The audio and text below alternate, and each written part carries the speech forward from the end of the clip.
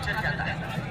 बच्चों के बाल की कटिंग देखकर माँ बाप की तहजीब का पता चल जाता है कि माँ बाप किस ज़हन व मिजाज के हैं। नबी पाक अलैहिस्सलाम ने हम और आपको एक दस्तूर हयात दिया है। कायनात की कोई भी चीज तख्त-ए-शाही से लेकर हुकूमत चलाने से लेकर गलियों में भीख मांगने तक मेरे नबी ने निजाम बनाया है और निजाम बताया है। हम उस निजाम को फॉलो करें, उसी में हमारे लिए इंशाअल्लाह कामयाबी होगी।